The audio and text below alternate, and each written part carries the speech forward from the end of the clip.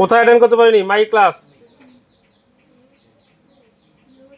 কয়দিন আসতে পারিনি? ফর 2 days দিয়ে দাও।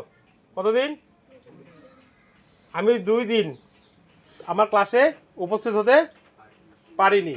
কি কারণে? ডিউ টু মানে কারণে।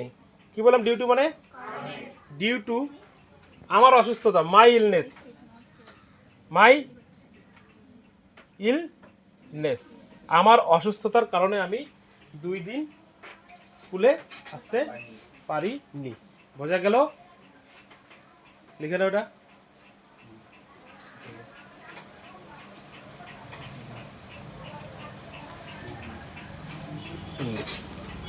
কি কারণে আসতে পারিনি? অসুস্থতা, অসুস্থ নয়, অসুস্থতার কারণে। ইলনেস, আর ইল দিলে অসুস্থ হবে। অসুস্থতার কারণে আমি আসতে পারিনি। কারণ এটা আছে ডিউ টু। কি কারণে? ডিউ টু, অসুস্থতার কারণে। আমার বলতে পারি আমার খুব জ্বর হয়েছিল। কি হয়েছিল? তাহলে লিখতে হবে আই গট। জ্বর হয়েছিল মানে কি? আমি জ্বরটা পেয়েছিলাম তো, জ্বর আমার হয়েছিল তো। I got high fever. I got fever. Fever মানে জ্বর, আর হাই ফিভার মানে কি?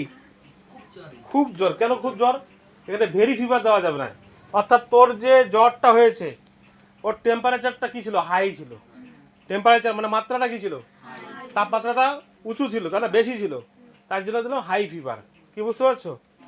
তারপর আমি ডাক্তারের কাছে গিয়েছিলাম। I visited the doctor. আমি কোথায় গিয়েছিলাম? আমি ভিজিটেড কেন বললাম? আমি ডাক্তারের সাথে তো দেখা করেছিলাম নাকি? ডাক্তারের কনসাল্ট নিয়েছি, তাই visited. I visited the doctor and he